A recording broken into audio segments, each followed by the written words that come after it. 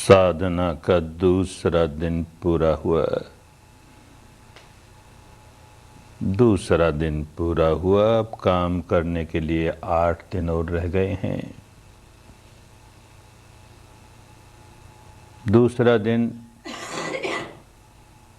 पहले दिन से जरा अच्छा,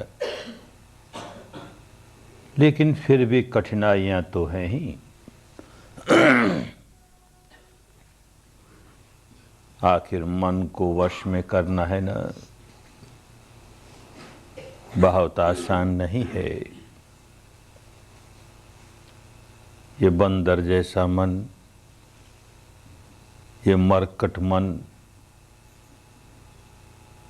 कितना चंचल, कितना चपल। एक शाखा को छोड़ता है दूसरी पकड़ता है, एक छोड़ता है दूसरी पकड़ता है, एक विचार छोड़ता है दूसरा आरंभ कर देता है, वो छोड़ता है तीसरा आरंभ कर देता है। कितना अशांत है, कितना बेचैन है।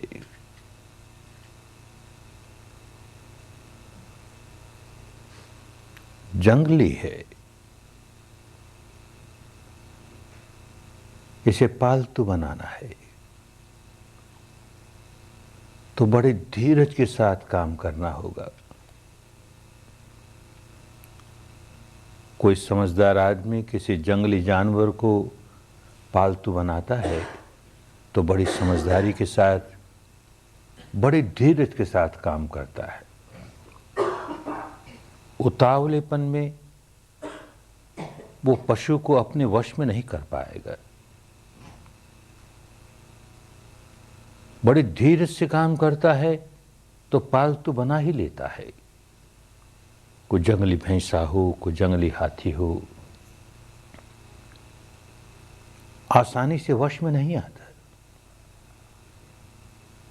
बहुत अनुभवी व्यक्ति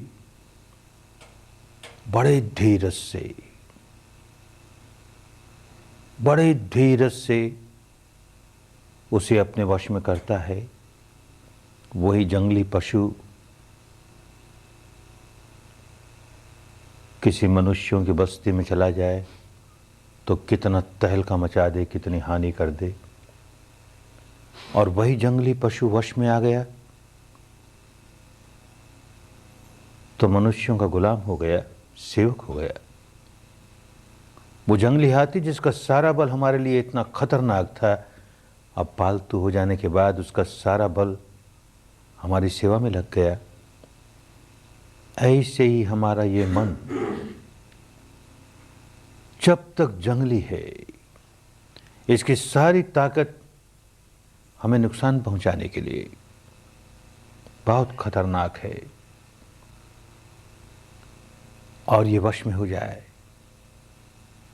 ये पालतू हो जाए तो इसकी सारी ताकत जो हमारे लिए इतनी हानिकारक थी, हमारी सेवा में लग जाए, हमारे कल्याण का कारण बन जाए। और मन की ताकत सामान्य नहीं होती। एक बड़े से बड़े हाथी की ताकत से कई गुना अधिक हानि करती है तो कई गुना अधिक लाभ पहुंचाती है तो कई गुना अधिक। यही काम करने आए हैं कि अपने जंगली मन को, बेकाबू मन को कैसे काबू में ले आएं, कैसे पालतू बना लें, कैसे इसका सारा बल अपने कल्याण में लगा लें।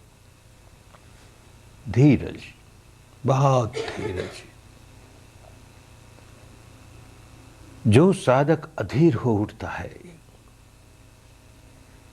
देखो 2 दिन हो गए अभी भी मन नहीं टिकता, या आगे जाके 5 दिन हो गए, देखो अभी भी नहीं टिकता, अभी भी नहीं टिकता, यूं करता है, व्याकुल होता है, तो समझना चाहिए अरे यही तो मेरी पुरानी आदत रही। मन चाही बात नहीं हुई कि मैं व्याकुल हुआ, अनचाही बात हुई कि मैं व्याकुल हुआ। यही तो स्वभाव था। इसी स्वभाव का संवर्धन कर रहा हूं, अब साधना के नाम पर करने लगा। चाहता ये हूं कि एकाग्रता मिल जाए, और एकाग्रता नहीं मिलती तो मनचाही नहीं हुई ना, तो व्याकुल हुआ। हाय रे, 2 दिन बीत गए मेरा मन तो टिका ही नहीं, 2 दिन बीत गए मेरा मन तो टिका ही नहीं।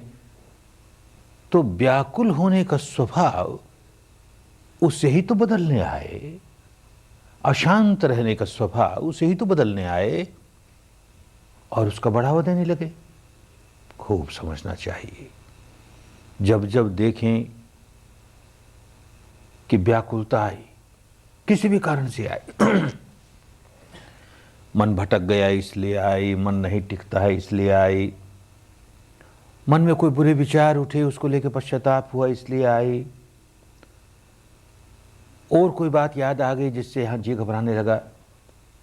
जैसे कल समझाया, सारी साधना ऑपरेशन की साधना है, तो जैसे जैसे ऑपरेशन होगा अंतर्मन की गहराइयों से विकार ऊपर उठेंगे, औप उठेंगे, शरीर प्रकट होंगे। तो जहां कहीं अप्रिय संवेदना शुरू हुई उससे घबराया और हुआ व्याकुल। तो झट होश आना चाहिए। मैं व्याकुल होने नहीं आया, व्याकुलता के बाहर होने आया। इस समय मन एकाग्र नहीं है, इस समय मन भटक गया है। इस समय की ये सच्चाई, बस इस सच्चाई को स्वीकार किया। इस समय मेरा मन भटक गया, इतना ही। उसको बुरा नहीं माने, उसके प्रति क्रोध नहीं करे। चाहे अपने आप पर ही क्रोध करे, क्रोध करेगा तो व्याकुल हो ही जाएगा। सच्चाई जैसी है वैसी है। मन भटक गया, फिर सांस पे ले आए, सांस तो है, फिर शुरू कर दिया। फिर मन भटक गया तो मन भटक गया, फिर होश आया, अरे भटक गया, तो मुस्कुराते हुए फिर सांस पे ले आए। रोना नहीं, व्याकुल होना नहीं, उसी स्वभाव को तो पलटने आए हैं। जैसा है वैसा है, मन भटक गया है, ये सच्चाई है, बस स्वीकार कर लिया, फिर काम में लग गए। और देखेंगे, अगर समझदारी से काम करेंगे, बहुत व्याकुल नहीं होंगे, तो देखेंगे कि मन जो भटक गया उसे वापस सांस पर लाने के लिए कोई खींचतान भी नहीं करनी पड़ेगी। शुरू में तो यूं लगेगा मन भटक गया, उसे फिर खींच के लाएं, अरे तू कहाँ चला गया, तुझको ये काम करना था, फिर भाग जाएगा, फिर खींच के लाएंगे। फिर ये खींचने में भी एक तनाव होता है, काहे खींचेंगे। मन भटक गया, इस क्षण की ये सच्चाई है, मन भटक गया, अपने आप आ जाएगा, अपने आप सांस पर आ जाएगा। घर का मालिक जाग रहा है तो अपने आप चोर भाग जाएगा, तो ये मन का भटकना अपने आप रुक जाएगा। मालिक जाग रहा है, अरे भटक गया ना, बस इतना जाना, अपने आप आ जाएगा। ये होने ही लगेगा। किसी बात को लेकर के उदासी नहीं आने दें, निराशा नहीं आने दें, व्याकुलता नहीं आने दें। बाईं नासिका से सांस गुजरता है कि दाहिनी नासिका से गुजरता है, अरे मुझे साफ साफ नहीं मालूम होता। अच्छी बात, मुझे साफ साफ नहीं मालूम होता, ये इस क्षण की सच्चाई। व्याकुल क्यों? जरा सा सांस तेज करके देख लिया, मालूम होने लगेगा। व्याकुलता काहे की? मुझे कहा गया कहाँ छूता है, कहाँ छूता है, मुझे तो छूना मालूम ही नहीं हुआ। अच्छा, नहीं मालूम हुआ, इस सच्चाई को स्वीकार कर कि सांस कहाँ छू रहा है मुझे नहीं मालूम हो रहा। तो जरा सा तेज करके देखें। यूं बड़ी धीरज के साथ, समता के साथ, बिना व्याकुलता के साथ काम करेंगे तो काम करना आसान हो जाएगा। जितने जितने अधीर होंगे, जितने जितने व्याकुल होंगे, तो देखेंगे काम करना और कठिन हो गया। सांस का छूना नहीं मालूम हो रहा और हम व्याकुल हुए। व्याकुल मन बड़ा स्थूल मन होता है। व्याकुलता दूर हो जाए, निराकुल मन, शांत मन अपने आप सूक्ष्म बन जाता है। सूक्ष्म बन जाता है तो संवेदनशील बन जाता है, तो ये सांस का छूना आसानी से मालूम होने लगे। और जितना सांस के छूने को मालूम करने के लिए व्याकुलता बढ़ाई, उतने अपने लिए दीवारें खड़ी कर दी, आगे बढ़ नहीं पाएंगे। तो बड़ी समझदारी के साथ, बड़े धीरज से, जो व्यक्ति जितने धीरज से काम करेगा वो व्यक्ति उतनी ही जल्दी सफलता प्राप्त कर लेगा, और जितना अधीर हो उठेगा उतना ही अपने लिए कठिनाइयां पैदा कर लेगा। इस बात को खूब समझे। जो जो अनचाही बातें हुए जा रही हैं, साधना करने बैठे हैं, अनचाही बातें होती हैं, उनको यथाभूत स्वीकार करते रहो। अब तक तो जो कुछ अप्रिय होता था उसका भोग भोगते थे, भोगता भाव से। ये पीड़ा आई, वो पीड़ा आई, हाय रे मरा रे, ये कठिनाई हो गई रे, ये कैसी साधना है रे, रोना ही रोना। अब वो भोगता भाव से बाहर निकल करके दृष्टा भाव, साक्षी भाव, ऐसा हो रहा है, हम उससे प्रभावित नहीं होते, ऐसा हो रहा है, हम उसे जान रहे हैं। भोगता भाव शनय शनय धीरे धीरे भोगता भाव समाप्त होता चला जाए। दृष्टा भाव, साक्षी भाव, तटस्थ भाव, धीरे धीरे आगे बढ़ेंगे तो कर्ता भाव भी समाप्त होते चले जाएगा। हम कुछ नहीं कर रहे, अपने आप हो रहा है, हम क्या कर रहे हैं? अपने आप घटना घट रही है। और आगे बढ़ेंगे, एक अवस्था आएगी दृष्टा भाव भी समाप्त हो जाएगा, केवल दर्शन है। मैं देख रहा हूं, घटना घट रही है, मैं देख रहा हूं, मैं जान रहा हूं। अभी लंबी बात है वो, लेकिन आगे जाकर ऐसा हो जाएगा, देखा जा रहा है, घटना घट रही है, जाना जा रहा है, मैं भी समाप्त हो जाएगा। वो आगे की अवस्थाएं हैं, लेकिन ये काम अच्छी तरह समझ जाओगे तो ही वैसी अवस्थाएं आएंगी। पहले भोगता भाव के बाहर निकलो, धीरे धीरे कर्ता भाव के भी बाहर निकलो। घटना घट रही है, उसे जान रहा हूं, चलो फिलहाल इतना ही, उसे जान रहा हूं, साक्षी भाव से, तटस्थ भाव से, इतना ही शुरू करें तो देखेंगे प्रगति आसान हो गई। एक बात बड़ी अच्छी तरह समझ लेनी पड़ेगी, जिस व्यक्ति को शुद्ध धर्म के रास्ते चलना है, शुद्ध धर्म वो कि जो सार्वजनीन होता है, कुदरत का वो कानून, विश्व का वो विधान, निसर्ग के वो नियम जो सब पर एक जैसे लागू होते हैं। भारत की पुरानी भाषा में उसे धर्म नियामता कहते थे, उसे धर्म कहते थे। वो हिंदुओं का अलग नहीं होता, जैनियों का अलग नहीं होता, बौद्धों का अलग नहीं होता, ईसाइयों का अलग नहीं होता, भारतीयों का अलग नहीं होता, अमेरिकनों का अलग नहीं होता, सब पर, जिसकी हुकूमत सब पर चलती है, सजीव निर्जीव अणु अणु पर जिसकी हुकूमत चलती है, अणु अणु जिस कानून को धारण करता है, और जो अणु अणु को धारण करता है, विश्व का वो विधान जो अणु अणु को धारण करता है, सब पर जिसकी हुकूमत चलती है, उसे ही भारत की भाषा में धर्म कहते थे। सबके लिए एक जैसा है। तो ऐसे सार्वजनीन धर्म के रास्ते चलने वाले व्यक्ति को एक बात बड़ी अच्छी तरह समझ लेनी चाहिए कि भाई ये जिस रास्ते पर चलना है वो मुझे चलना पड़ेगा, इस पर चलने का सारा श्रम मुझे करना पड़ेगा। मैं मेहनत करूं नहीं, परिश्रम करूं नहीं, पुरुषार्थ करूं नहीं और ऐसी तर जाऊं, मुक्त अवस्था तक पहुंच जाऊं, सारे दुखों के बाहर निकल जाऊं, सारे राग के, द्वेष के, सारे विकारों के बाहर निकल जाऊं, ऐसा होने वाला नहीं है, हो ही नहीं सकता। जो इस भ्रम में बैठा हो कि मुझ पर किसी की कृपा हो जाएगी, मुझ पर तो अनुकंपा हो जाएगी और वो अनुकंपा करके, दया करके, कृपा करके मुझे तो उतार ही देगा, तो उसे सोचना चाहिए, क्यों भाई, मुझे क्यों उतार देगा? मेरे में क्या विशेषता है? ज्यादा झूठ बोल के खुशामद करता हूं उसकी, इसीलिए मुझे उतार देगा? अरे सबको क्यों नहीं उतार देगा? सारे तो दुखियारे हैं, नहीं तरते ना। इसका मतलब यही है कि हर आदमी को स्वयं अपनी मेहनत करनी पड़ती है। कोई ज्यादा से ज्यादा ये करेगा, बड़ी कृपा होगी, बड़ी करुणा होगी, तो रास्ता बता देगा, ये रास्ता है भाई, क्योंकि मैं चला हूं इस रास्ते पर। जो चला है वो बता देगा मैं इस रास्ते पर चला हूं, तू भी चल, तू भी चल, कदम कदम चल। बहुत होगा थोड़े से कदम अंगुली पकड़ के जैसे साथ चलता हो, बस। कोई हमें अपने कंधे पर उठा करके मुक्त अवस्था तक पहुंचा दे, ये होने वाली बात नहीं। इस भ्रम से, इस भ्रांति से जो व्यक्ति जितनी जल्दी बाहर आ गया, उसके लिए मंगल का रास्ता उतनी जल्दी खुल गया, मुक्ति का रास्ता उतनी जल्दी खुल गया।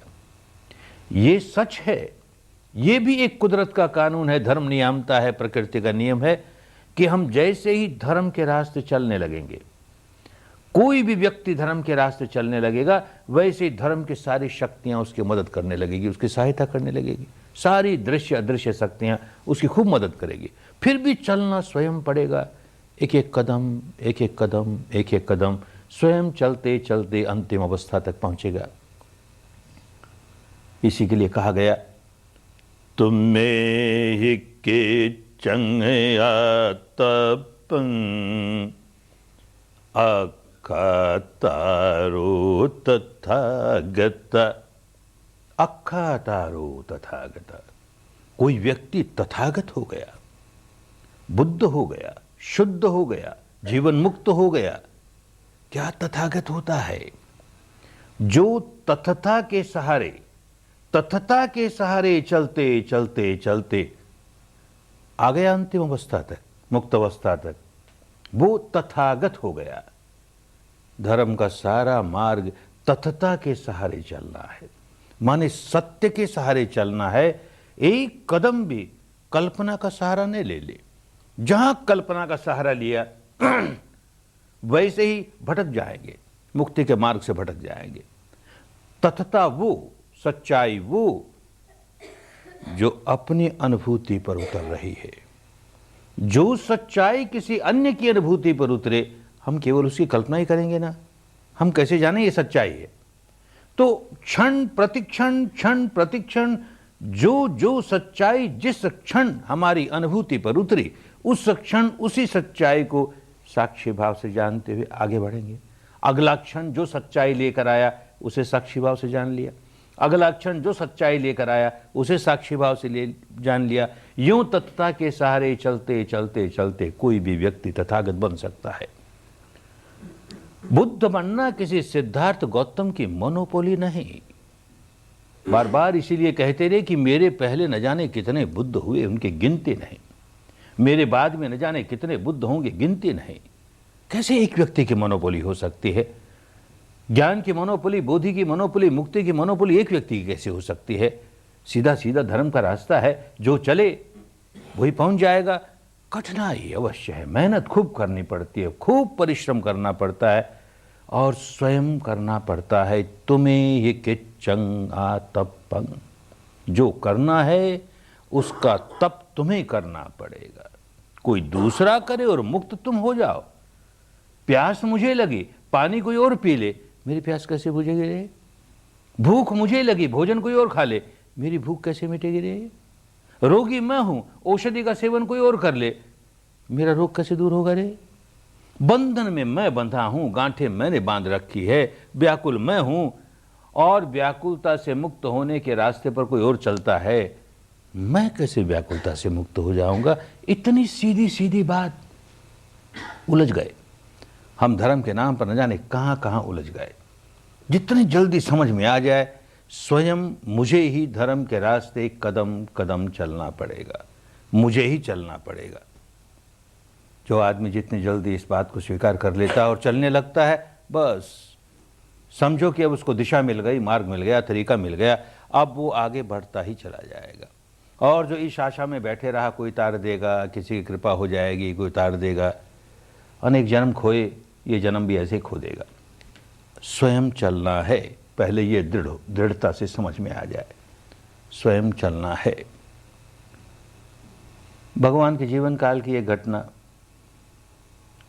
उस समय भगवान श्रावस्ती में एक बहुत बड़ा ध्यान केंद्र था, जेतवन विहार में। और श्रावस्ती उन दिनों के भारत की बहुत बड़ी आबादी वाली नगरी थी। कौशल देश के राजनगरी। बहुत लोग वहाँ यही सीखने आते थे। बहुत बड़ी संख्या में भिक्षु भिक्षुणियाँ, बहुत बड़ी संख्या में गृहस्थ पुरुष नारियाँ। भगवान जी विद्या सिखाते। सायंकाल धर्म चर्चा होती तो कुछ नगर के ऐसे लोग भी आ जाते जो धर्म चर्चा सुनने के लिए। ये भारत का एक राष्ट्रीय रोग रहा है। धर्म के रास्ते चले या न चलें, पर धर्म चर्चा जरूर सुने। अच्छा है, धर्म चर्चा सुनने में दोष नहीं। धर्म चर्चा सुनते हैं, उससे प्रेरणा जगती है, उससे मार्गदर्शन होता है ताकि चलें। पर चले नहीं, केवल बुद्धि विलास के लिए, केवल वाणी विलास के लिए। कुछ लोग ऐसे भी आते थे। एक भाई एक दिन जरा जल्दी आ गया, देखा भगवान अकेले बैठे, बड़ा खुश हुआ। उनके समीप गया, नमस्कार किया, कहता है महाराज एक प्रश्न बार बार मेरे मन में उठता है। बहुत लोग होते हैं तो संकोच के मारे पूछ नहीं पाता। अच्छा हुआ आज आप अकेले हैं, मेरी शंका का समाधान कर दें। भगवान ने कहा धर्म के क्षेत्र में कोई शंका रखनी नहीं चाहिए, समाधान तुरंत करा लेना चाहिए। पूछ क्या समस्या है। कहता महाराज अनेक वर्ष हो गए मैं इस साधना केंद्र में आता हूँ और जो लोग यहाँ ध्यान करते हैं, इस रास्ते चलते हैं, उनको अपनी बुद्धि के अनुसार खूब जांच के देखता हूँ। तो मैंने ये देखा महाराज थोड़े से लोग तो ऐसे अवश्य हैं जो नितांत मुक्त अवस्था पर पहुँच गए, अरहंत हो गए, शुद्ध हो गए, बुद्ध हो गए, जीवन मुक्त हो गए हैं। ऐसे साफ मालूम होता है। और कुछ लोग ऐसे भी हैं कि जिनमें बड़ा परिवर्तन आया है, बड़ा सुधार हुआ है, लेकिन अभी अंतिम अवस्था तक नहीं पहुँचे। और महाराज एक वर्ग, एक तबका ऐसा भी है जिनमें से मैं हूँ, उसमें तो कोई फर्क नहीं आया महाराज, वैसा का वैसा। तो शंका ये महाराज, प्रश्न मेरे मन में ये उठता है, कोई आप जैसे महापुरुष के पास आए, आप जैसे महान शक्तिशाली व्यक्ति के पास आए, आप जैसे महान कारुणिक व्यक्ति के पास आए, और महाराज कोरा रह जाए, अधूरा रह जाए, ये कैसी बात। आप अपनी सारी शक्ति लगा करके हमें तार क्यों नहीं देते, अपनी सारी करुणा के बल पर हमें तार क्यों नहीं देते। भगवान मुस्कुराए, रोज यही तो समझाते थे, पर कुछ समझना ही नहीं चाहे। ऐसे लेप लगाए रहते हैं लोग कि सच्ची बात सुनना नहीं चाहते। तो नहीं समझ रहा था तो कहा अच्छा फिर समझाता हूं तुझे। उनके समझाने के तरीके अलग अलग होते थे। कभी कभी जो प्रश्न पूछता था उसी से प्रति प्रश्न पूछ लिया करते थे। तो इससे भी प्रति प्रश्न पूछा, कहो भाई कहाँ के रहने वाले हो। महाराज यहीं श्रावस्ती का। अरे नहीं नहीं, तेरा चेहरा मोहरा कहता है तू यहाँ का रहने वाला नहीं, तू किसी अन्य प्रदेश का है और यहाँ आके बस गया है। ये तो ठीक कहा महाराज आपने, वैसे तो मैं मगध देश का रहने वाला हूँ, राजगिरी का रहने वाला, कई वर्षों से यहाँ के बस गया हूँ। अच्छी बात। तो अब राजगिरी से तेरा सारा संबंध टूट गया, वहाँ जाना आना नहीं होता। नहीं नहीं महाराज, खूब जाना आना होता है। अभी तो मेरे परिवार के लोग वहाँ हैं, मेरे मित्र हैं, मेरे रिश्तेदार हैं, काम धंधा है, बहुत बार आता हूँ जाता हूँ। अच्छा, तो तू इतनी बार यहाँ से श्रावस्ती से राजगिरी जाता है, आता है, जाता है, आता है, तो यहाँ से राजगिरी तक का रास्ता तो तुझे खूब मालूम हो गया होगा। महाराज खूब मालूम हो गया, इतनी बार चला हूँ। तो एक बात और बता, यहाँ रहते हुए इतने वर्ष हो गए तो अनेक लोग तेरे परिचित हो गए होंगे। उन अनेक परिचित लोगों में से कुछ तेरे घनिष्ठ हो गए होंगे। जो घनिष्ठ हो गए वो इतना तो जानते ही होंगे कि तू यहाँ का रहने वाला नहीं, मूलतः तू मगधवासी है, राजगिरी का रहने वाला, यहाँ आके बस गया है और बार बार आता है जाता है, इसलिए तुझे यह रास्ता खूब मालूम है। वो लोग जानते होंगे। महाराज जो मुझे अच्छी तरह जानता वो इस बात को भी खूब समझता है, जानता है। तो भाई उनमें से कोई कोई तो तुम्हारे पास आता होगा कभी कभी ये पूछने के लिए कि बता तो सही यहाँ से राजगिरी का रास्ता कैसा है। तो तू बता देता है कि गुप्त रखता है। महाराज गुप्त रखने की क्या बात, खूब समझा के बता देता हूँ। ऐसे पूरब की ओर चलना और यूँ चलते चलते वाराणसी आएगी और यूँ फिर आगे बढ़ना, यहाँ मुड़ना, वहाँ मुड़ना, गया आ जाएगी, फिर यूँ आगे बढ़ते जाना और यूँ वहाँ मुड़ना, यहाँ मुड़ना, राजगिरी आ जाएगी। खूब समझा देता हूँ महाराज। तो एक बात और बताओ, जिसको जिसको तुमने समझा दिया वो तो राजगिरी पहुंच गया होगा। कैसे पहुंच गया होगा महाराज? हमने तो समझा दिया रास्ता, अब वो चले उस पर तो पहुंच जाएगा। अरे भले आदमी, यही तो मैं कहता हूं, ये इतने लोग जो मेरे पास आते हैं, भीड़ की भीड़, वो इस बात को खूब समझ गए हैं कि ये व्यक्ति मुक्ति तक का रास्ता खूब जानता है, क्योंकि चला है, मुक्ति तक के रास्ते पर चला है, अपने अनुभव से जान गया। तो पूछते हैं बेचारे, मैं क्या छिपाऊं, बड़े प्यार से उनको बताता हूं, ऐसा रास्ता है, कदम कदम चलते हुए ये स्टेशन आएगी, वो स्टेशन आएगी, ऐसा अनुभव होगा, वैसा होगा, ये कठिनाइयाँ आएगी, ये सारी बातें समझा देता हूँ। अब कोई आदमी सारी बात सुन करके 3 बार सिर झुकाए और कहे साधु साधु साधु, बहुत अच्छा कहा आपने, पर चलूंगा नहीं एक कदम भी, तो कैसे पहुंच जाएगा भाई? कैसे पहुंच जाएगा? कोई चल पड़े, एक कदम भी चला तो अपने लक्ष्य के एक कदम नजदीक पहुंच गया। 10 कदम चला वो 10 कदम नजदीक पहुंच गया, 100 कदम चला वो 100 कदम नजदीक पहुंच गया। और जिसने कदम कदम चलते हुए सारा रास्ता माप लिया, वो तो पहुंच गया लक्ष्य तक। चलना तुम्हें ही पड़ेगा। कोई बड़े प्यार से रास्ता भले बता दे, चलना तुम्हें ही पड़ेगा। ये बात हर साधक को, धर्म के रास्ते चलने वाले हर साधक को ये बात बहुत अच्छी तरह समझ लेनी चाहिए, चलना मुझे ही पड़ेगा। अपने मन को मैला किसने किया? स्वयं मैंने किया ना। अपने अबोध अवस्था में, अपने अज्ञान अवस्था में, अपनी मोह मूढ़ता में मैंने गांठें बांधी, अपने मन का स्वभाव दूषित कर लिया, उसे राग रंजित, द्वेष दूषित, मोह विबूढ़ित रहने वाला बना दिया। कौन जिम्मेदार इसका? कोई अदृश्य शक्ति उसे क्या पड़ी कि संसार के सारे प्राणियों के मन को विकारों से ग्रस्त कर दो और सबको दुखिया बना दो? किसी को क्या पड़ी? क्यों करेगा कोई? हर व्यक्ति अपनी ही अज्ञानता की वजह से अपने मन को मैला करता है। तो जिम्मेदारी उसी की है कि वो अपना ज्ञान जगा करके, बुद्धि जगा करके, होश जगा करके इस स्वभाव के बाहर निकले, इस गंदगी को दूर करे, जो गांठें बांधी हैं उनको खोले, जो मैल चढ़ाया उसको उतारे। उसी की जिम्मेदारी है। ये प्रकृति का नियम है, इससे छुटकारा नहीं पा सकते। स्वयं चलना पड़ेगा, स्वयं चलना पड़ेगा। जब ये बात समझ में आ जाए कि स्वयं चलना पड़ेगा। दूसरा प्रश्न, क्या रास्ता है जिस पर चलें? धर्म का रास्ता क्या है?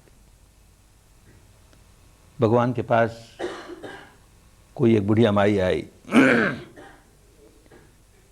पूछा, महाराज हमें तो थोड़े से शब्दों में और सरल सरल भाषा में समझा दीजिए, धर्म क्या होता है, मुक्ति का मार्ग क्या है, हमें सरल सरल भाषा में।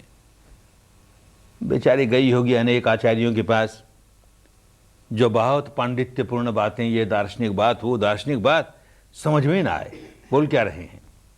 तो भगवान मुस्कुराए, भाई धर्म तो हमेशा सरल भाषा में ही समझाया जाता है। धर्म लोगों को इसलिए सिखाया जाता है कि वो धारण करें। समझेंगे ही नहीं तो धारण कैसे करेंगे? धर्म का रास्ता इसलिए सिखाया जाता है कि उस पर चलें। समझेंगे ही नहीं तो चलेंगे कैसे? तो हमेशा जो व्यक्ति बुद्ध बन जाएगा, शुद्ध बन जाएगा, मुक्त बन जाएगा, वो हमेशा बड़ी सरल भाषा में, जनता की भाषा में, बहुत सरल भाषा में लोगों के समझ में आए, इस तरह से धर्म को समझाएगा। तो कह लो हमेशा यही समझाता हूं, तो मैं फिर समझाता हूं। तो क्या समझाया? थोड़े से शब्दों में क्या कहा? सब पाप से करणं कुशल से उपसंपदा सचेत परियोदपनं एतं बुद्धान शासनं। एतं बुद्धान शासनं। शासन पुरानी भाषा में शिक्षा को कहते थे, उपदेश को कहते थे। किसी ने उपदेश दिया और उसके अनुशासन में हम बंध गए, उसने जैसे बताया वैसे हम चलने लगे, तो शासन कहा जाता था। तो बुद्धान शासनं, एक बुद्ध का नहीं, सभी बुद्धों का यही उपदेश होगा। कोई व्यक्ति बुद्ध बन जाए और इसे छोड़ करके और कोई निकम्मी बातें करने लगे तो समझना चाहिए बुद्ध नहीं हुआ अभी, ये कोई दार्शनिक जंजाल में उलझा हुआ है और लोगों को भी उलझा रहा है। ये कोई सांप्रदायिक बाड़े में बंधा हुआ है और लोगों को भी बांध रहा है। इसको शुद्ध धर्म नहीं समझ में आया। बुद्ध होगा तो यही बात कहेगा, इसके अतिरिक्त तो कुछ नहीं कहेगा। क्या कहेगा? सब पापस्य अकरणं, सब प्रकार के पाप कर्मों से बचो। कुशलस्य उपसंपदा, कुशल कर्मों की संपदा संचित करो। और से चित्त परियोदपनं, अपने चित्त को निर्मल करो, परिपूर्ण रूप से निर्मल करो। परियोदपनं, बहुत से रास्ते होते हैं जिनमें मानस का ऊपरी हिस्सा निर्मल कर लिया जाता है। केवल बुद्धि के द्वारा हम चाहें तो अपने ऊपर के चित्त को निर्मल कर लेंगे। अच्छा ही है, उतना लाभ तो हुआ, लेकिन वो मुक्ति की बात नहीं हुई।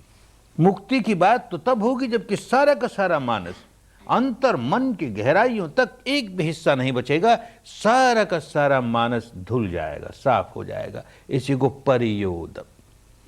परियोदपनं, से चित्त परियोदपनं, बस इसके अतिरिक्त और कुछ नहीं।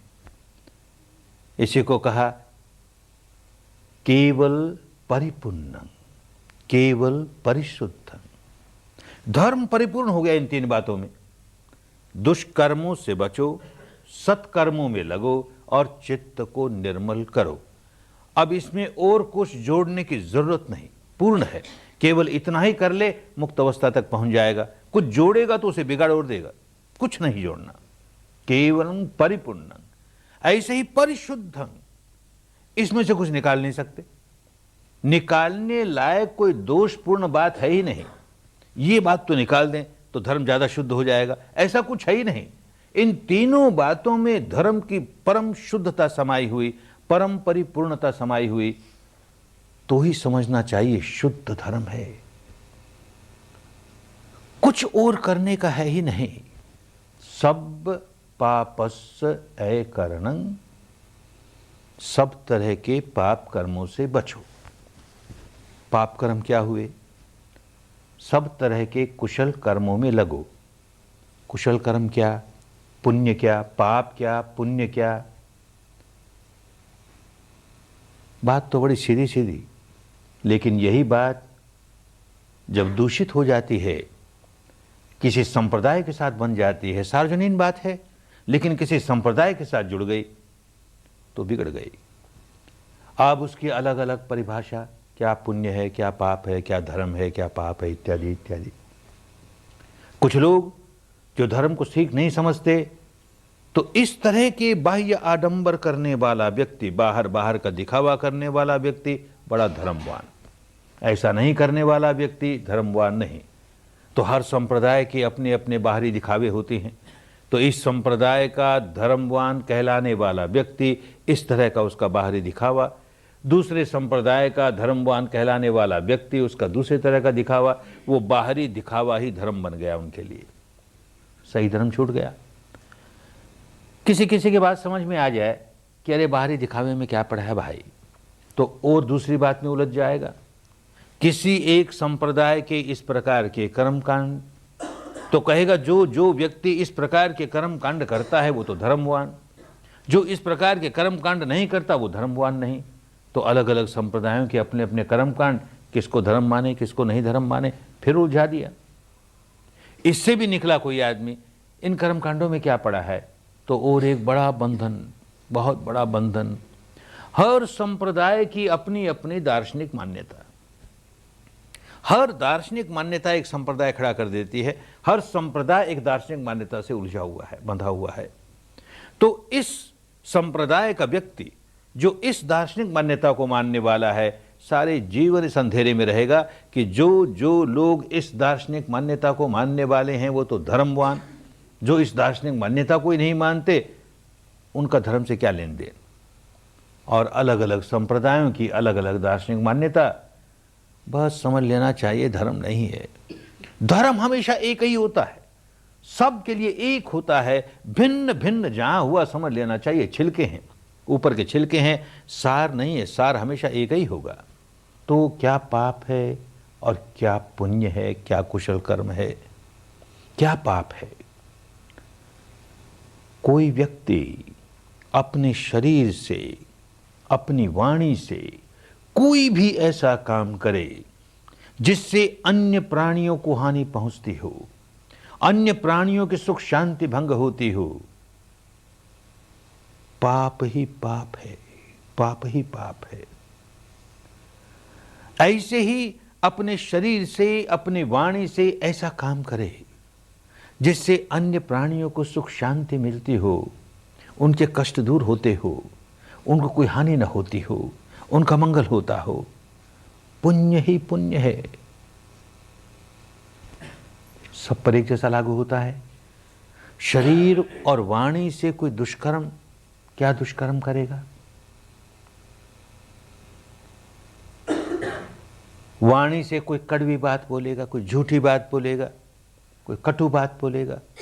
शरीर से किसी की हत्या करेगा, चोरी करेगा, व्यभिचार करेगा, नशा पता करेगा, औरों की हानि करेगा, औरों की सुख शांति भंग करेगा।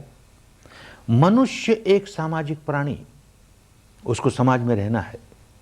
गृहस्थ हैं, उनको तो परिवार के लोगों के साथ, समाज के लोगों के साथ रहना ही है।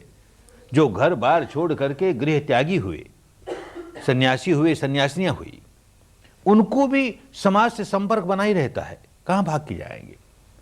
तो मनुष्य सामाजिक प्राणी है और वो ऐसा काम अपने शरीर और वाणी से करता रहे जिससे आसपास के सारे लोगों की शांति भंग होती रहे, आसपास के सारे लोग व्याकुल होते रहें।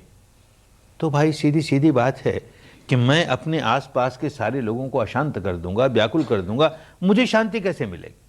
मैं अपने चारों ओर आग लगा लूंगा तो वो आग की ताप मुझे भी तो तपाएगी, मुझे शांति शीतलता कैसे मिलेगी? बड़ी सीधी सी बात। समाज में रहना है तो समाज के वो नियम जिनसे कि समाज की व्यवस्था शांति कायम हो, हमको वो नियम पालन करने हैं। ये धर्म की बड़ी ऊपरी ऊपरी बात हुई, लेकिन गहराई में जाएगा तो बात समझ में आएगी। जरा गहराई में जाना शुरू कर देगा, खूब बात समझ में आनी शुरू हो जाएगी। और वो ये समझ में आनी शुरू हो जाएगी कि मैं किसी भी व्यक्ति की हानि नहीं कर सकता, न शरीर से और न वाणी से। तब तक नहीं कर सकता जब तक कि पहले अपनी हानि न कर लूं। बड़ी अजीब बात। ऐसा ही है, कुदरत का नियम ऐसा ही है। हत्या कोई तब तक नहीं कर सकेगा जब तक कि अपने भीतर क्रोध न जगा ले, द्वेष न जगा ले, दुर्भावना न जगा ले, और वो भी इतनी गहरी, तब जाके किसी की हत्या करेगा। चोरी तब तक नहीं कर सकेगा जब तक लोभ न जगा ले, व्यभिचार तब तक नहीं कर सकेगा तब तक वासना न जगा ले। सारे के सारे शरीर और चित्त के दुष्कर्म करने के पहले मन में कोई न कोई विकार जगाना होता है। और जैसे ही विकार जगाया कि कुदरत ने दंड देना शुरू किया, प्रकृति ने दंड देना शुरू किया, धर्म नियामता ने दंड देना शुरू किया। बंधे बंधाए नियम है, कोई करके देख ले। हत्या करता है और अंदर क्रोध ही नहीं आता, द्वेष ही नहीं आता, हंसते हंसते कौन किसी की हत्या करेगा? चोरी करता है, लोभ ही नहीं जागता, व्यभिचार करता है, वासना, कैसे होगा? विकार जागेगा ही। और करके देखे, विकार जागता है तो व्याकुल होता हूं कि नहीं? विकार जागता है भीतर और भीतर देखना आया नहीं। बाहर का जो आलंबन है वही प्रमुख हो गया, तो भीतर अपने देखा ही नहीं कि मेरी कितनी हानि हो रही है। अपनी हानि हो रही है, ये बात धर्म के रास्ते चलते चलते खूब समझ में आने लगेगी। तो मैं शरीर और वाणी से कोई ऐसा काम नहीं करूं जो पाप का काम हो, माने जो अन्य लोगों की सुख शांति भंग करने वाला हो, अन्य लोगों को पीड़ा पहुंचाने वाला हो। ऐसा कोई काम नहीं करूं तो मैं किसी पर एहसान नहीं कर रहा, मैं अपने आप पर एहसान कर रहा हूं। मैं नहीं कर रहा तो अपने आप को दुखी नहीं बनाता, क्योंकि मैं पहले अपने को दुखी बनाऊं तब दूसरे को दुखी बनाऊंगा। ये बात खूब समझ में आने लगेगी, खूब समझ में आने लगेगी। तो धर्म की शुद्धता समझ में आने लगेगी कि भाई जो जो व्यक्ति अपने मन में विकार जगा करके कोई भी दुष्कर्म करता है, पाप का कर्म करता है, वो अपने को हिंदू कहता फिरे कि बौद्ध कहता फिरे कि जैन कहता फिरे कि ईसाई कहता फिरे कि सिख कहता फिरे कि पारसी कहता फिरे कि ब्राह्मण की, क्षत्रिय की, शूद्र की, बनिया, कुछ फर्क नहीं पड़ेगा। कि भारतीय, कि बर्मी, कि अमेरिकन, कि रूसी, कुछ फर्क नहीं पड़ेगा। जो व्यक्ति मन को मैला करके शरीर और वाणी से दुष्कर्म करता है, कुदरत उसको तत्काल दंड देती है। बंधे बनाए नियम प्रकृति के, बस यही शुद्ध धर्म है। ठीक इसी प्रकार कुशल कर्म करें। क्या कुशल कर्म? सबसे बड़ा कुशल कर्म ये कि चित्त को मैला किए बिना उसे एकाग्र बनाना सीखे। कुशल चित्त की एकाग्रता बड़ी कल्याणकारिणी। सारे अच्छे काम तभी होंगे जबकि हमारा चित्त हमारे वश में होगा। चित्त वश में नहीं है, हमसे कोई अच्छा काम होगा ही नहीं, बुरा ही बुरा काम करेंगे। और चित्त वश में हो जाए और विकारों के साथ हो जाए तो बुरा ही बुरा काम करेंगे, वो एकाग्रता काम नहीं आई। चित्त को निर्मल बना करके एकाग्रता प्राप्त करें तो कुशल ही कुशल काम होगा, कुशल ही कुशल काम होगा। और तीसरा, मान लो कि हमने चित्त को निर्मल बनाया, भी ऊपर ऊपर से निर्मल बनाया, उसको एकाग्र भी किया, पर अनेक जन्मों से जो विकार जगाने का स्वभाव बनाए बैठे हैं, अंतर मन की गहराइयों में अपने विकारों की गांठें, गांठे पर गांठे, गांठे पर गांठे कितने इकट्ठी कर रखी है। कैसा गांठ गंठीला बने हैं भीतर से, सारा मानस गांठ गंठीला, सारा शरीर का रेशा रेशा गांठ गंठीला। पता नहीं, अंदर देखते नहीं ना, देखेंगे तो पता लगेगा कितना गांठ गंठीला हूं मैं, कितना व्याकुल रहता हूं इसकी वजह से।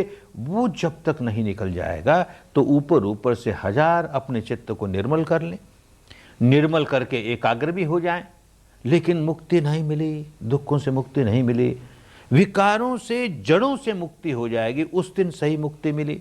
इसलिए परयोदपन, पूर्ण मानस, सारा का सारा मानस विकारों से मुक्त होना चाहिए, मैल से मुक्त होना चाहिए। ये तीसरी।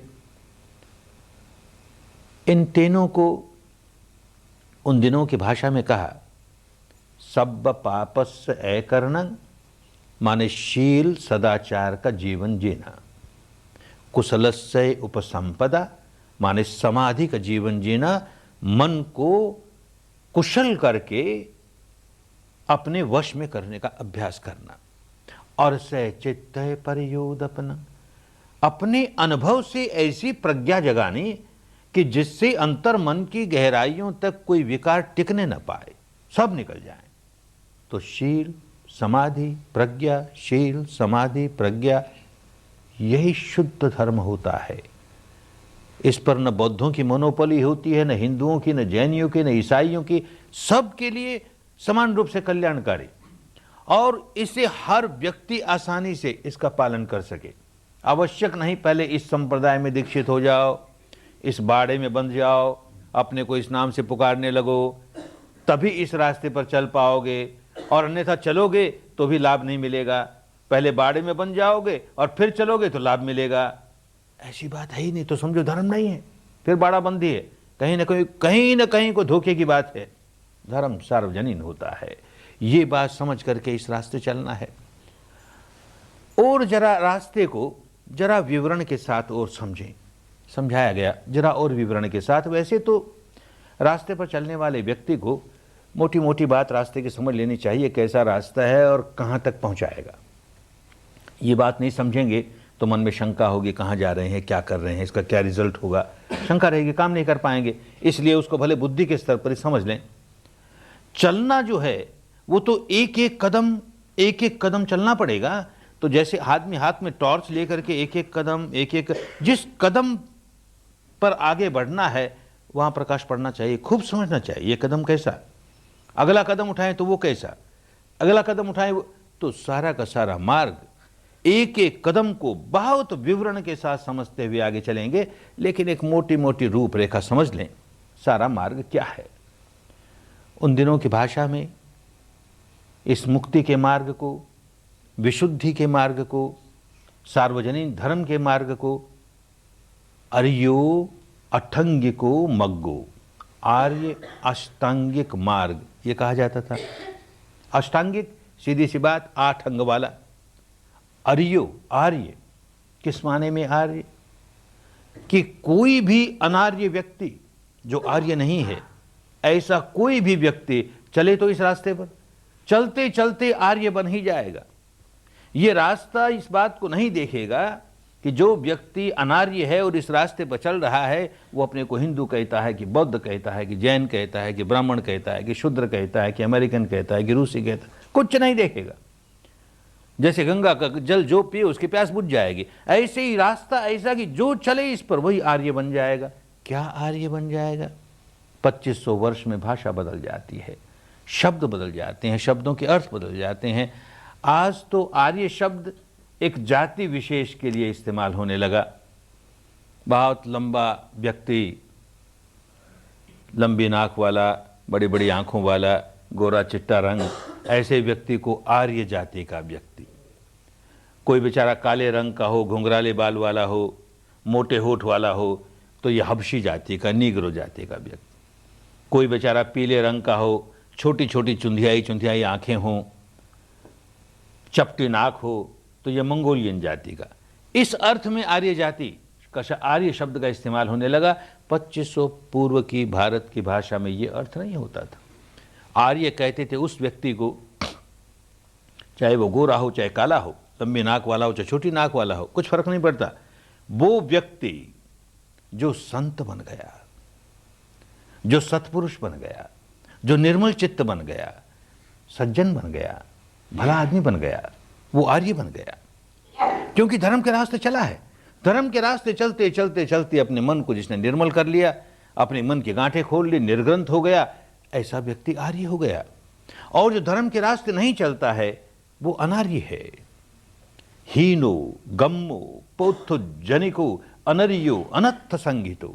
जो अनार्य होगा, बड़ा हीन, बड़ा गंवार, मूर्ख, अनर्थ ही अनर्थ करने वाला, अपना भी अनर्थ करने वाला, औरों का भी अनर्थ करने वाला, ऐसा व्यक्ति उन दिनों की भाषा में अनर्यो अनर्यो अनर्यो कहा जाता था। अनार्य है।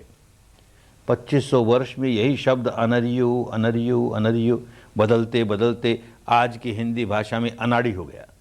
याद में बड़ा अनाड़ी है। अनाड़ी क्या? अनर्यो है, अनारी है। अनार्य का अनाड़ी हो गया, होश नहीं है।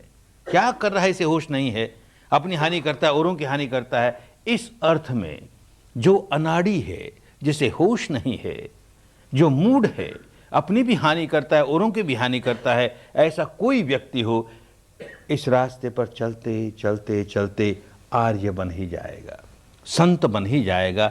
इस माने में अर्यो मग्गो, अठंगी को, आठंग वाला। क्या आठंग हैं धर्म के? वही 3 विभाजन, शील, समाधि, प्रज्ञा। तो शील के अंतर्गत धर्म के 3 अंग आए, समाधि के अंतर्गत धर्म के 3 अंग आए, और प्रज्ञा के अंतर्गत धर्म के बचे हुए 2 अंग आए। तो शील के अंतर्गत तो क्या 3 अंग आए? सम्मा वाचा, सम्मा कम्मंतो, सम्मा आजीवो। पुरानी भाषा है।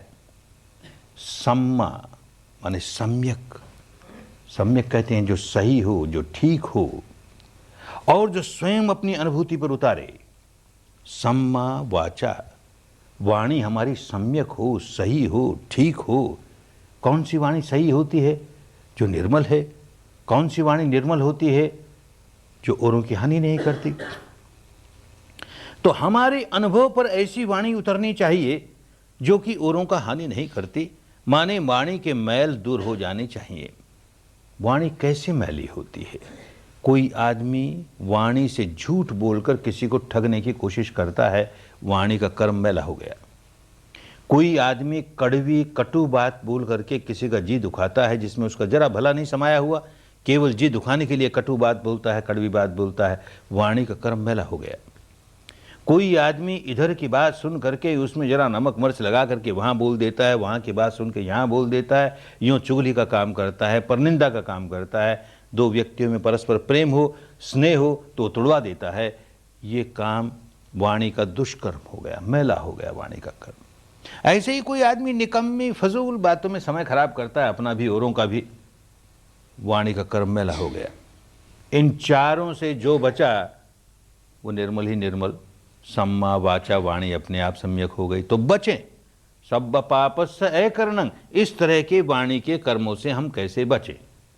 सम्मा वाचा, सम्मा कम्मंतो, कर्मांत है। हर कर्म पहले मन में जागता है, आगे बढ़ता है, वाणी पर उतरता है, उससे आगे बढ़ता है तो शरीर पर उतरता है। तो कर्मांत माने हमारे शरीर के जो कर्म हैं वो भी सम्यक हों, सही हों, कल्याणकारी हों, अपने लिए भी औरों के लिए भी, मैले नहीं हों। तो शरीर के कर्म का क्या मैल है? कोई व्यक्ति अपने शरीर से किसी अन्य की हत्या कर देता है, शरीर का कर्म मैला हो गया। कोई व्यक्ति शरीर से कोई वस्तु जो दूसरे की है उसे चुरा लेता है, उसे छीन लेता है, उसे झपट लेता है, उसे अपना लेता है, उसे हथिया लेता है, शरीर का कर्म मैला हो गया। कोई व्यक्ति अपने शरीर से व्यभिचार कर लेता है, शरीर का कर्म मैला हो गया। कोई व्यक्ति अपने शरीर से नशा पता कर लेता है, शरीर का कर्म मैला हो गया। ये सारे के सारे काम हमारी भी हानि करने वाले, औरों की भी हानि करने वाले। इनसे अगर बचते हैं तो सम्मा हो गया, सम्यक हो गया, और वो सम्यक अनुभूति पर उतरता है, कल्याणकारी बात हो गई।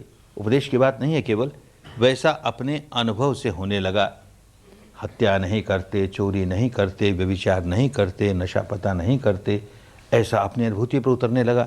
सम्मा कम्मंतो, सम्मा आजीवो, जो आजीविका है वो भी सम्यक होनी चाहिए, सही होनी चाहिए, शुद्ध होनी चाहिए, निर्मल होनी चाहिए, और वो जीवन में उतरनी चाहिए, खाली उसके उपदेश न रह जाएं।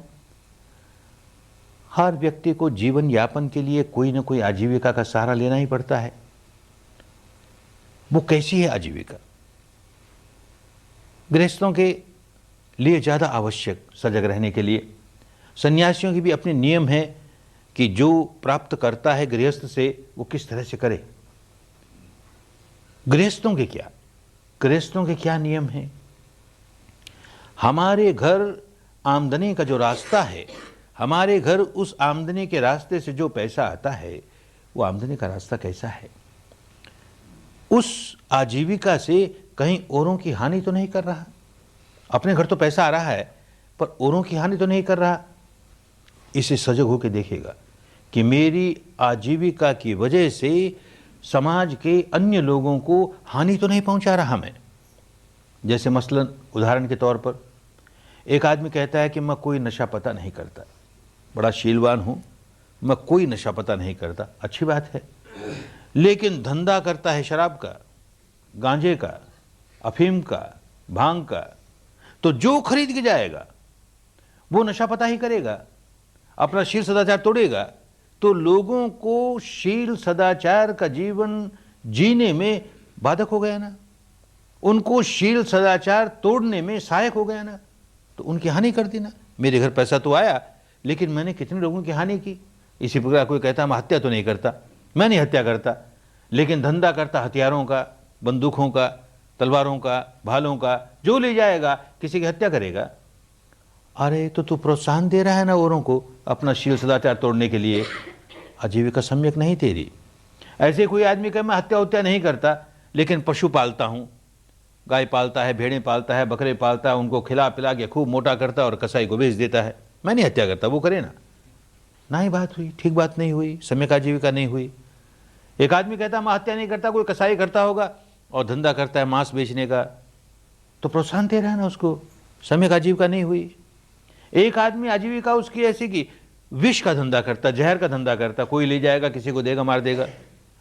माने वो सारे धंधे, जिन धंधों को हम दूसरे आदमियों को शीलवान होने से वंचित रखते हैं, जिस धंधे की वजह से उनका शील भंग होने में हम सहायक बन जाते हैं, सम्यक आजीविका नहीं है, बिल्कुल सम्यक आजीविका नहीं है।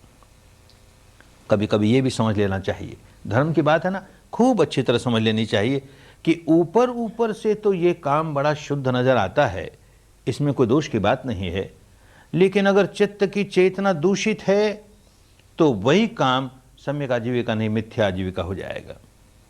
एक उदाहरण बताएं, वर्षों पहले जबकि शुद्ध धर्म की कोई जानकारी ही नहीं थी, उस पर चलना तो बहुत दूर की बात हुई। उन दिनों की बात है, घर का कोई एक परिवार का सदस्य बहुत बीमार पड़ गया। बहुत बीमार पड़ा। जो घरेलू डॉक्टर था, फैमिली डॉक्टर था, वो कहीं बाहर गया हुआ, तो किसी और डॉक्टर को बुलाएं। तो वहाँ का एक और प्रसिद्ध डॉक्टर रंगून का जानता था कि वो बुलाने से आएगा नहीं, लेकिन फिर भी हिम्मत करके चला गया कि बुला के लाएं, किसी तरह से खुशामद करें उसकी। रोगी बहुत ज़्यादा रोगी है, उसके यहाँ बहुत भीड़ रहती है। उस दिन ऐसा संयोग हुआ कि वो अकेला बैठा मक्खी मार रहा, कोई रोगी नहीं उसके पास। तो मन तो खुश हुआ कि अब डॉक्टर साहब साथ चलेंगे, बहुत भीड़ होगी तो ना आए। लेकिन कौतूहल के मारे पूछ लिया कि डॉक्टर साहब, आपके पास रोज इतनी भीड़ रहती है, आज क्या बात हुई, भीड़ नहीं है? तो बड़ा उदास चेहरा बना के कहता है कि भाई क्या बताएं, इस सीजन में तो गांव में, नगर में कोई न कोई बीमारी फैलती ही है। इस साल क्या हुआ पता नहीं, कोई बीमारी नहीं फैली। अरे कैसा डॉक्टर है, ये चाहता है कि बीमारियां खूब फैले तो मेरे घर में खूब आमदनी हो, लोगों को ज्यादा से ज्यादा बीमार देखना चाहता है। आजीविका तो अच्छी, डॉक्टर की आजीविका बुरी नहीं होती। किसी की चिकित्सा करके उसको रोग के बाहर निकाल करके अपनी आजीविका चलाता है, अच्छी बात है ना, बुरी बात नहीं। लेकिन इस डॉक्टर को देखो, सारे डॉक्टर ऐसे नहीं हुआ करते। लेकिन उस समय का मेरा अनुभव उसे देख करके मन में ऐसा अच्छा नहीं लगा कि एक ऐसा डॉक्टर। कुछ वर्षों के बाद शुद्ध धर्म से संबंध हुआ। क्या शुद्ध धर्म से संबंध होता है? अपने भीतर सच्चाई देखने की विद्या मिल गई। उसका इस्तेमाल करके जब अपने भीतर देखा तो पता लगा कि अरे उस दिन उस बेचारे डॉक्टर को मन ही मन इतना भला बुरा कहा। हम व्यापारियों की क्या हालत है? व्यापारी कुल में जन्मा हूं, पला हूं, बरसों व्यापार किया है, इसलिए व्यापारियों की मनोस्थिति को खूब समझता हूं। व्यापारियों की क्या मनोस्थिति होती है? कहीं दुनिया में लड़ाई लग जाए, विश्व युद्ध शुरू हो गया, अकाल पड़ जाए, दुर्भिक्ष पड़ जाए, कुछ ऐसी अवस्था आ गई कि जिससे कंज्यूमर गुड्स की तंगी हो गई, और तंगी हो गई तो दाम बढ़ने लगे। तो हम व्यापारी लोग अपनी व्यापारी भाषा में कहते हैं बाजार सुधर रहा है। हमारे लिए बाजार सुधर रहा है ना, बहुत पैसे आएंगे, लोगों को चाहे जितनी तकलीफ हो, हमारे लिए दाम बढ़ना, चीज़ों का दाम बढ़ना, हमारी मनोवृत्ति है कि चीज़ों का दाम बढ़ना अच्छी बात है, इसी में कमाई होगी। और मान लो लड़ाई वड़ाई बंद हो गई, दुर्भिक्ष नहीं रहा, सुभिक्ष हो गया, कंज्यूमर आइटम्स खूब मिलने लगे, दाम गिरने लगे, तो बड़े उदास मन से कहते हैं बाजार चौपट हो गया, हमारे लिए बाजार चौपट हो गया। अरे मनोवृत्ति कैसी, मेरे चित्त की चेतना कैसी? अपने ओर से हजार कहता रहूं कि मेरी ये आजीविका सम्यक आजीविका है, अगर मेरी चित्त की चेतना केवल शोषण करने की है, अधिक से अधिक धन लोगों से कैसे मेरे पास आ जाए, भले लोगों को चाहे जितना कष्ट उठाने पड़े, मेरे पास धन कैसे संग्रहित होता चला जाए, तो ऊपर ऊपर से सम्यक दिखने वाली आजीविका भी समझ लेना चाहिए सम्यक नहीं है, हानिकारक है। गृहस्थ हैं, धन कमाने में कोई दोष नहीं, एक बात समझ लेनी चाहिए, कोई गृहस्थ नहीं है, गृह त्यागी सन्यासी है, उसके लिए धन संग्रह करना बहुत बड़े दोष की बात। ठीक इसी प्रकार गृहस्थ का धनहीन होना दोष की बात। गृहस्थ है तो किसी के सामने हाथ नहीं फैलाएगा, अपनी ईमानदारी के साथ, अपने परिश्रम के साथ धन कमाएगा, अपना भरण पोषण करने के लिए, अपने परिवार का भरण पोषण करने के लिए, ये धर्म की बात है। लेकिन एक कठिनाई भी आती है, बहुत बड़ी कठिनाई आती है। मुक्त अवस्था तो सबको एक जैसी है, गृहस्थ हो चाहे भिक्षु हो, भिक्षुणी हो।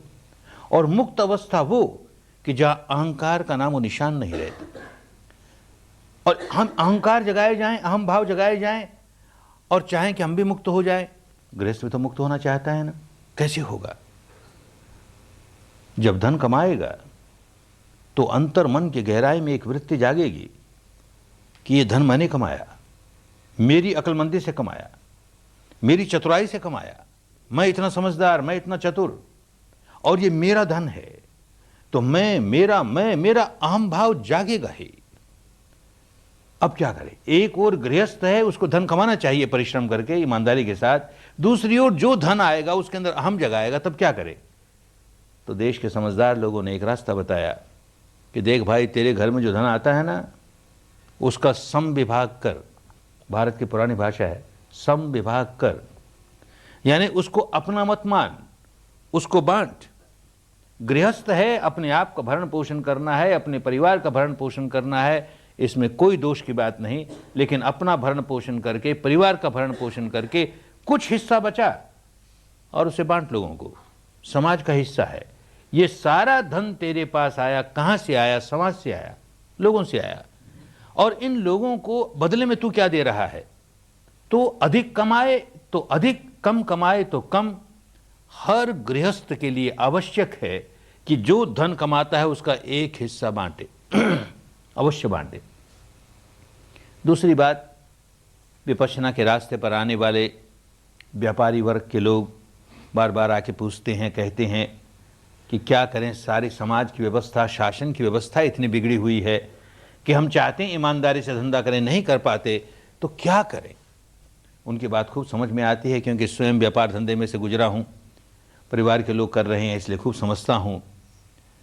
तो एक बात कहता हूं उनसे कि भाई, जहां ये बिगड़ी हुई व्यवस्था तुमको घुटना टेकने के लिए मजबूर करती है, उसको एक बार अलग रखो।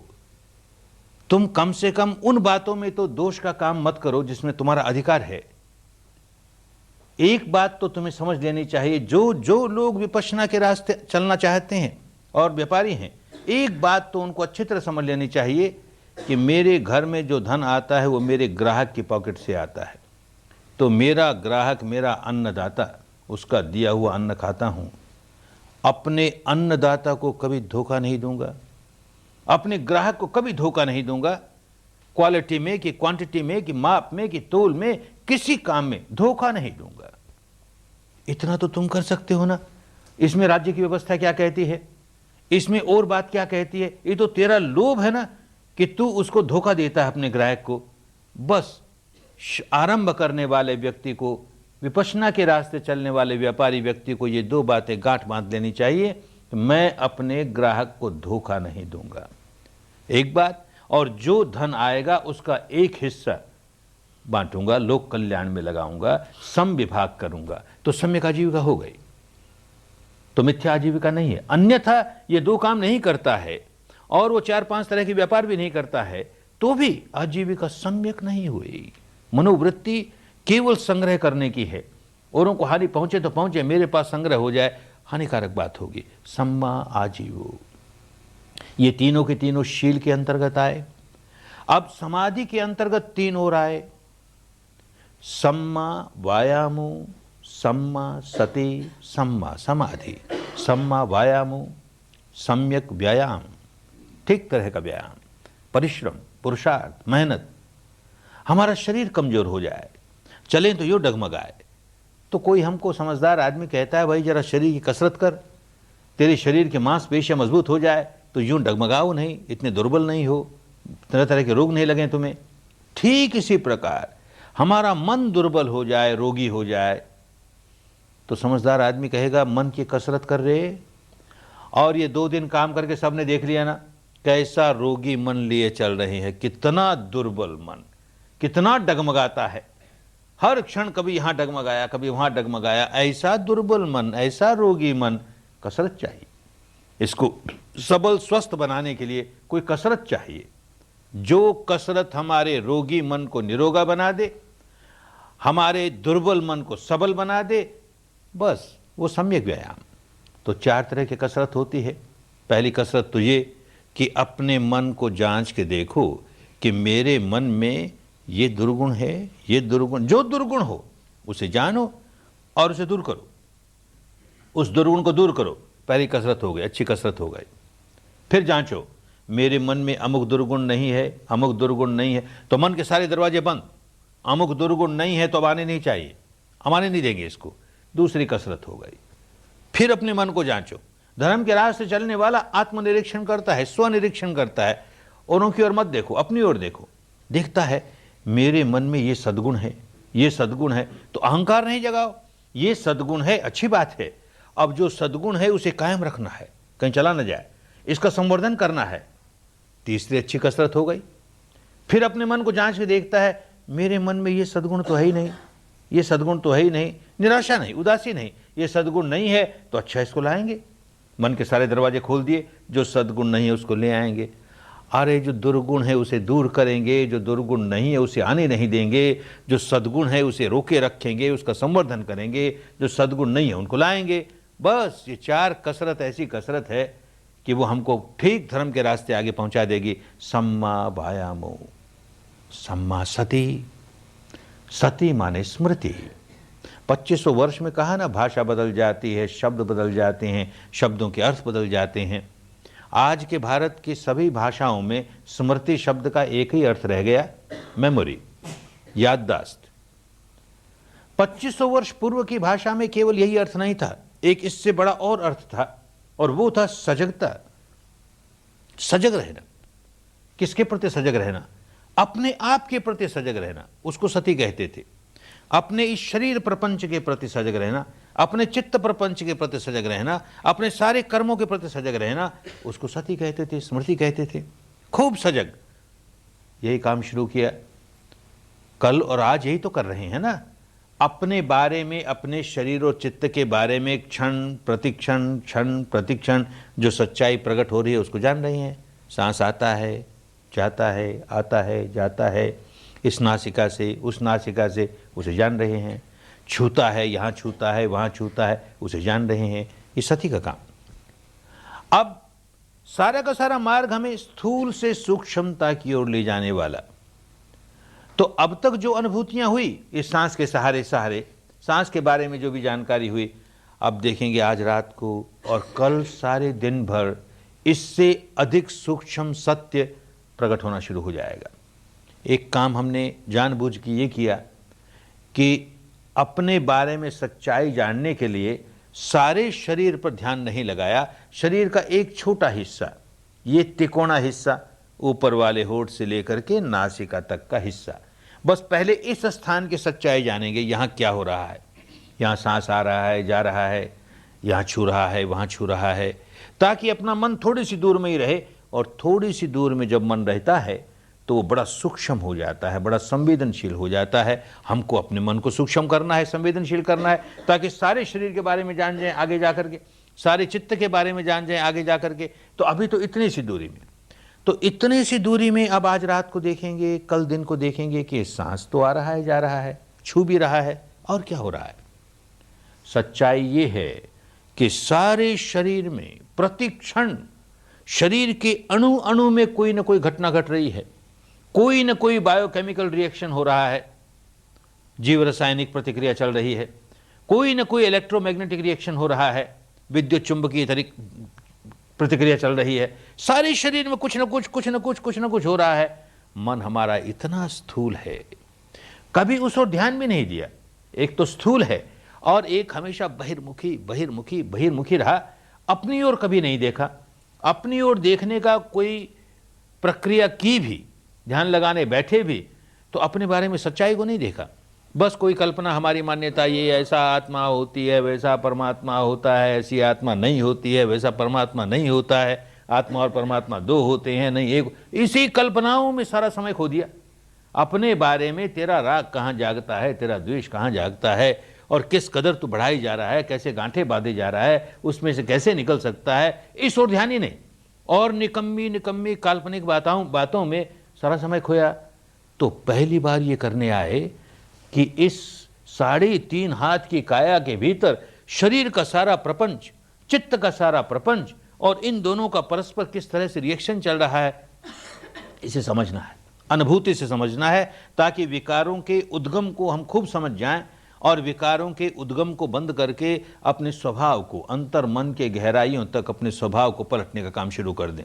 राग वाला स्वभाव कैसे राग विहीन होता चला जाए, द्वेष वाला स्वभाव कैसे द्वेष विहीन होता चला जाए, मोह वाला स्वभाव कैसे मोह विहीन होता चला जाए। तो स्थूल से सूक्ष्मता की ओर बढ़ेंगे। तो सारे शरीर में कुछ न कुछ हो रहा है, कोई न कोई संवेदना हो रही है। संवेदना हम उसको कहते हैं कि जो शरीर के स्तर पर कुछ अनुभव हो, कुछ महसूस हो। तो सारे शरीर में हो रहा है। अभी हमने ये जगह चुन ली, ऊपर वाले होठ से लेकर नासिका तक, यहाँ क्या हो रहा है। नासिका की भीतरी दीवारों पर कुछ हो रहा है कि नासिका की बाहरी दीवारों पर कुछ हो रहा है, कि नासिका के बाहरी छल्लों पर कुछ हो रहा है, कि नासिका के नीचे ऊपर वाले होठ पर कुछ हो रहा है, क्या हो रहा है? तो पहली बात तो जरा ध्यान देंगे तो ये पकड़ में आएगी कि अरे देखिए, जो सांस आ रहा है और सांस जा रहा है, इनके तापमान में फर्क है। कभी ध्यान दिया ही नहीं। अब ध्यान देंगे तो पता लगेगा कि जो सांस भीतर गया, बाहर आया तो जरा सा गर्मा कर आया। भीतर आने वाले सांस से बाहर आने वाला सांस जरा सा ज्यादा गर्म है। नेचुरल बात है, स्वाभाविक बात है। हमारे शरीर के भीतर का टेम्परेचर ज्यादा है, बाहर के वातावरण का टेम्परेचर कम है। तो बाहर के वातावरण की हवा भीतर गई और भीतर के गर्म वातावरण को छुई, बाहर निकली, जरा से गर्मा के निकली। कभी जाना नहीं था क्योंकि ध्यान नहीं दिया। बात तो हमेशा वही होती थी। पहली बात ये। और जरा सा ध्यान देंगे तो अब धीरे धीरे, अच्छा सांस को छोड़, सांस आ रहा है जा रहा है, सांस को जाने बिना भी और क्या घटना घट रही है। सांस की वजह से ये गर्मी मालूम हुई, सर्दी मालूम हुई, ये तो एक घटना हुई। और क्या हो रहा है? ध्यान देंगे तो पता लगेगा कि सांस आए या ना आए, जाए या ना जाए, कुछ और भी हो रहा है। कभी लगेगा गर्मा रहा है, कभी लगेगा शीतल सा हो रहा है, कभी लगेगा पसीज रहा है, कभी लगेगा कोई खुजलाहट सी हो रही है, कभी लगेगा कोई सुरसुराहट सी हो रही है, कभी झुंझुनाहट सी हो रही है, कभी कोई स्फुरना सी हो रही है, कभी कोई स्पंदन सा हो रहा है, कोई धड़कन सी, कोई फड़कन सी, कोई सिहरन सी, कोई पुलकन सी, न जाने क्या क्या होते रहता है। कभी हल्कापन सा मालूम होगा, कभी भारीपन सा मालूम होगा, कभी कोई तनाव सा मालूम होगा, कोई दबाव सा मालूम होगा, कोई दुखाव सा मालूम होगा, कभी कोई सिकुड़न सी फैलाव सा, सिकुड़न सी फैलाव सा ऐसे मालूम होगा, कभी सूखापन सा मालूम होगा या गीलापन सा मालूम होगा। न जाने कितने प्रकार की संवेदनाएं होती हैं। हम चाहें कि इसी प्रकार की हो तो नहीं, वो अपने आप जो होती है, इस क्षण अपने आप जो हुआ उसे जान लिया। जो नहीं हुआ उसकी कल्पना नहीं करनी, उसकी कामना नहीं करनी। जो हो रहा है, इस क्षण ये हुआ, अगला क्षण ये हुआ, अगला क्षण ये हुआ, यूं क्षण प्रतिक्षण, क्षण प्रतिक्षण जो जो होता जाएगा उसको जानते चले जाएंगे। साक्षी भाव से जानना है। एक बात ये समझ लेनी है, पुरानी आदत तो ये कि खुजली आई, हमें नहीं अच्छे लगी। खुजली आई कि हाथ उठा, खुजला लिया, उसे नहीं अच्छी लगी ना, दूर करना, उसको खुजला लिया। अब नहीं, खुजली आई तो भोक्ता भाव नहीं, दृष्टा भाव, साक्षी भाव। आइए भाई, तुझे भी देखते हैं, तू कब तक रहती है, देखते हैं तेरा भी। अरे तेज होगी, तेज होगी, आरंभ में तो तेज होगी, जरा तेज हुई, तेज हुई, तेज हुई, खत्म हो गई। कोई खुजली अनंत काल तक रहती नहीं, देर सवेर समाप्त हो जाती है। इसी तरह जो भी संवेदना या महसूस होगी वो अनंत काल तक रहने वाली नहीं। उत्पन्न होती है, देर सवेर समाप्त हो जाती है, उत्पन्न होती है, कुछ देर के बाद समाप्त हो जाती है। बस हम तो केवल साक्षी भाव से जान रहे हैं और कुछ नहीं कर रहे। ऐसा आज रात और कल दिन भर करेंगे, फिर देखेंगे धीरे धीरे हम और सूक्ष्मता की ओर बढ़ते चले गए, और सूक्ष्मता की ओर बढ़ते चले गए। ये सती, जहां कल्पना नहीं हो, जहां सच्चाई अपनी अनुभूति पर उतरे, सम्मा सती है ना, अपनी अनुभूति पर उतरे, और सच्चाई भी अपने से संबंधित, अपने शरीर और अपने चित्त से संबंधित, और बातों से लेन देन नहीं।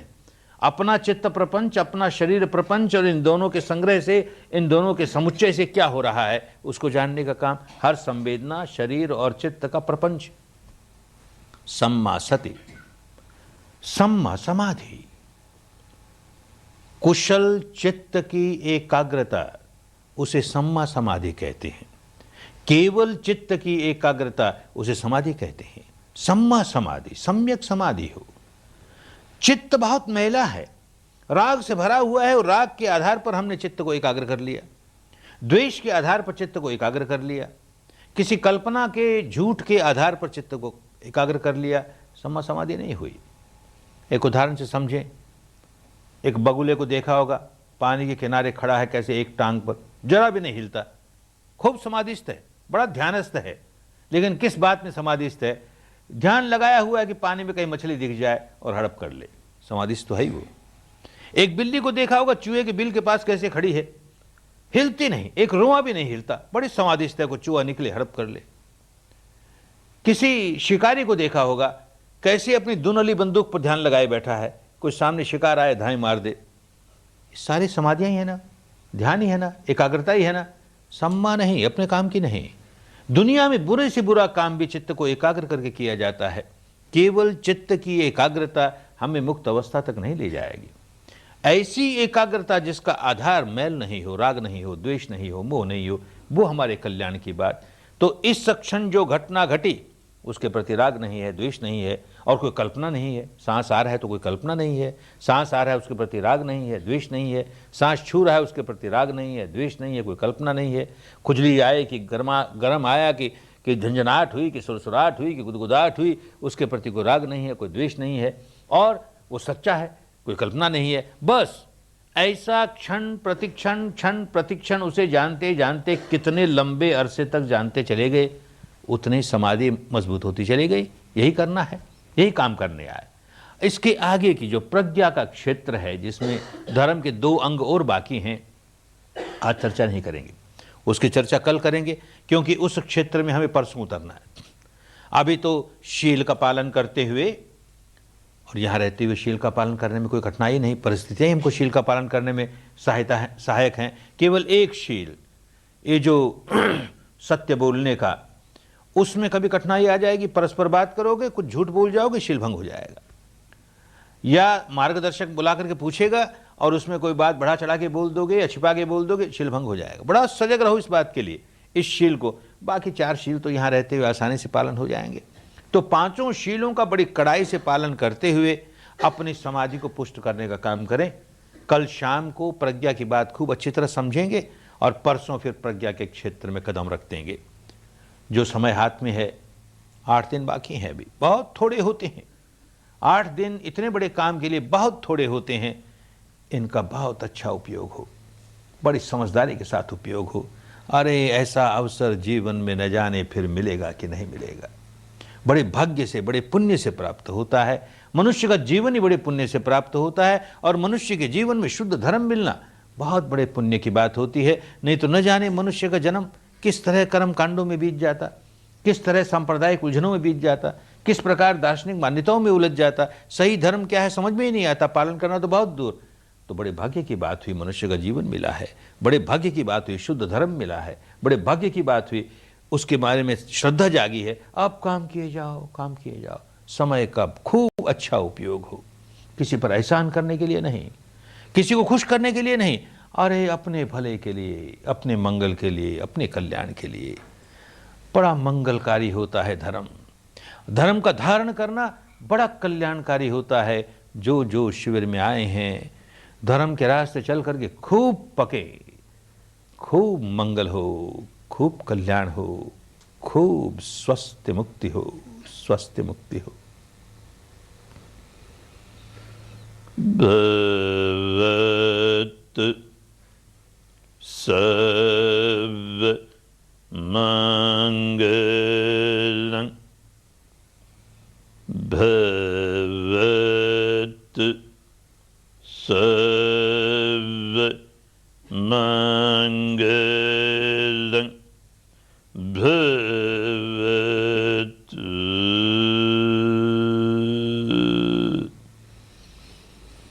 सर्व मंगलं।